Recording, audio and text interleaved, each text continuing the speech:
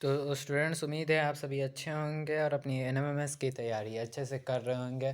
तो आज फिर से एनएमएमएस का साइंस का क्लास है। तो आज से फिर से एनएमएमएस का साइंस का क्लास है। कल भी हुआ था साइंस का क्लास, जिसमें जो था ना CV Raman talent search test और एनएमएमएस क्लास दोनों का जो क्वेश्चंस था वो सेम था। इसका कारण यह था कि जब मैं CV Raman talent search test का जो वीडियो बनाता था तो उससे जो बच्चे होते थे, और एनएमएमएस का भी इसी के साथ मिक्स करके मैं बनाता था, तो सीवी रमन वाले इसको नहीं देखते थे। तो इस कारण मुझे दो दो वीडियो बनाना पड़ा सेम क्वेश्चंस पे। हाँ, पर उसमें भी है आप सभी का कि देखिए, जो एनएमएमएस का जो टाइटल से जो वीडियो था, उसमें एनएमएमएस में जिस तरह से क्वेश्चन आएंगे उन्हीं बातों को मैंने उस वीडियो में बताया है। और sir CV Raman talent search test वाले वीडियो में जिसमें भी सेम क्वेश्चन था, उसमें मैंने उसी तरीके से क्वेश्चंस को बताया है जिस तरीके से sir CV Raman talent search test में बताया था। इसलिए आपको इच्छा हो तो आप दोनों देखिए, नहीं तो आप कोई एक भी देख सकते हैं। तो आज का क्लास को शुरू करते हैं। तो आज का क्लास का पहला वीडियो है कि नर और मादा युग्मक के संयोजन की प्रक्रिया को क्या कहते हैं। तो नर और मादा के युग्मक के संयोजन की प्रक्रिया को क्या कहते हैं। तो युग्मनज, निषेचन, परागन, इनमें से कोई नहीं, तो क्या बोलते हैं। तो उसे निषेचन कहते हैं। ऑप्शन बी सही हो जाएगा। और सभी के सभी बच्चे जो है टेलीग्राम चैनल और व्हाट्सएप चैनल को फॉलो करेंगे, लिंक डिस्क्रिप्शन बॉक्स में दिया हुआ है। अभी जाइए और अभी जो फॉलो करिए और क्लास में वापस आइए। तो जल्दी से जाइए, फॉलो करके आइए। जल्दी से सब कमेंट में हाई टाइप करेंगे। हाय सर सभी लिखेंगे, सभी हाय लिखेंगे और क्लास को लाइक करके अटेंडेंस लगाएंगे अपनी। तो नेक्स्ट क्वेश्चन जो है वह है कि जंतु सीधे शिशु को जन्म न देकर अंडे देती है, उसे कहते हैं। तो उन्हें क्या कहा जाता है। तो अंडप्रजक जंतु। ऑप्शन बी सही हो जाएगा। आंतरिक निषेचन होती है मादा के शरीर के अंदर, नर के शरीर में, मादा के शरीर के बाहर, नर के शरीर के बाहर। कहाँ होता है आंतरिक निषेचन। तो मादा के शरीर के अंदर होता है आंतरिक निषेचन। नेक्स्ट आप सभी के लिए जो क्वेश्चन है कि मुकुलन विधि द्वारा जनन किस जंतु में होता है। मुकुलन विधि द्वारा जनन किस जंतु में होता है। तो पैरामीशियम, अमीबा, बैक्टीरिया, हाइड्रा, किस में होता है। तो हाइड्रा में होता है। आप सभी याद रखिएगा। नेक्स्ट क्वेश्चन की तरफ चलते हैं। तो नेक्स्ट क्वेश्चन हमारा क्या है कि लड़कों के गले में उभरा हुआ भाग क्या कहलाता है। तो आपके ऑप्शन है लैरिंग्स, एडमस एप्पल या कंठमणि, थायरॉइड या स्वर यंत्र। और आप सभी के लिए मैं एक रिक्वेस्ट है मेरी तरफ से कि आप सभी में जो है एनएमएस का एग्ज़ाम देंगे, तो आप सभी जो है क्या करिएगा ना कि एनएमएस का क्वेश्चन पेपर का साफ साफ फ़ोटो खींचकर मुझे भेज दीजिएगा, ताकि मैं उसका आंसर की आपको तुरंत प्रोवाइड कर सकूं।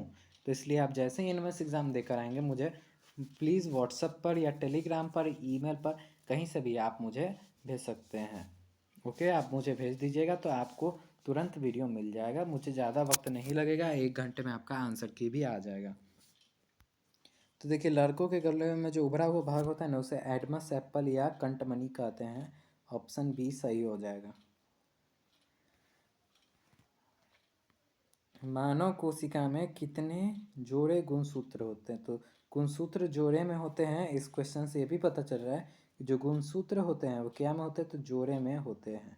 और इसका ऑप्शन है कि 22 जोड़े, 23 जोड़े, 24 जोड़े और 25 जोड़े। तो किस में होते हैं। तो देखिए, कुल मानव कोशिका में कुल 23 जोड़े क्रोमोसोम होते हैं। यानी कि जब हम इसको 2 से गुना करेंगे तो कितना हो जाएगा, 46। तो कुल 46 गुणसूत्र मानव कोशिका में होते हैं। और यानी कि 23 जोड़े। स्त्रियों में होने वाले मासिक स्राव की सामान्य अवधि क्या है। तो स्त्रियों में होने वाले मासिक स्राव की सामान्य अवधि क्या है। तो आपका पहला ऑप्शन है 22 दिन, दूसरा है 14 दिन, तीसरा है 35 दिन और चौथा है 28 दिन। तो देखिए, स्त्रियों में जो होने वाला मासिक स्राव का सामान्य अवधि है तो वो 28 दिन है। तो ऑप्शन डी सही हो जाएगा इसका। निम्न में से कौन सा आहार किशोर के लिए सर्वोत्तम है? तो किशोरों के लिए जो सर्वोत्तम आहार होता है वो क्या होता है? तो नीचे ऑप्शंस दिया हुआ है। तो ऑप्शंस क्या है? तो चिप्स, नूडल्स, कोक, रोटी दाल सब्जियां, चावल बर्गर नूडल्स है, शाकाहारी टिक्की चिप्स तथा लेमन पे। तो किशोरों के लिए इसमें जो सर्वोत्तम होगा तो वो रोटी दाल एवं सब्जियां होंगी। ऑप्शन बी सही हो जाएगा। क्लास को हम ज़्यादा लंबा नहीं खींचेंगे, जल्द ही क्लास को ख़त्म करेंगे हम। किस भौतिक राशि का मात्रक न्यूटन है? तो किस भौतिक राशि का जो मात्रक होता है वो क्या होता है? न्यूटन होता है। तो जल्दी से बताइएगा। और आप सभी ना आप एक हमारे चैनल को शेयर करिए। कम से कम जो है इस मंथ में 500 सब्सक्राइबर होना चाहिए।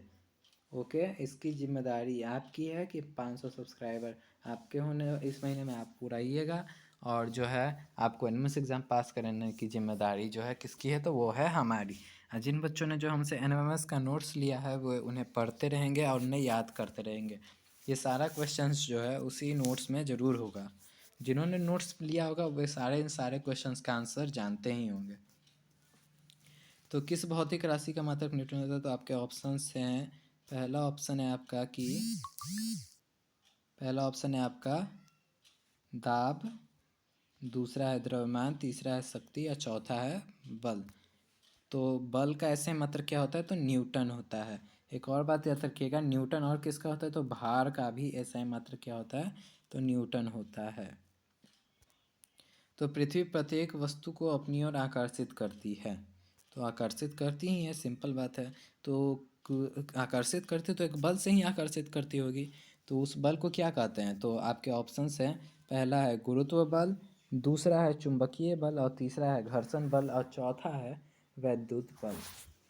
तो सही आंसर क्या होगा आप सभी कमेंट करके बताइए। मेरे बताने से पहले आपका जो आंसर आ जाना चाहिए। देखिए, पृथ्वी जिस बल द्वारा जो किसी वस्तु को अपनी ओर आकर्षित करती तो उसे पृथ्वी का गुरुत्व बल कहते हैं। ऑप्शन ए सही हो जाएगा इसमें।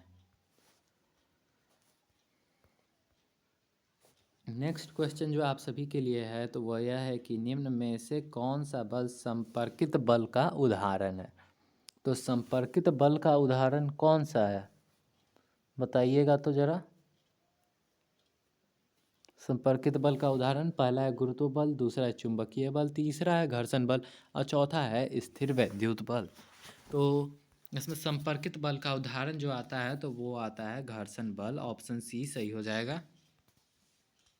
और हाँ, आप सभी जो है ना, आप सभी के लिए मैंने लिंक दे दिया था कि आपने वो बुक मंगा लिया है तो अच्छी बात है। आप उससे पर तैयारी करते रहिए।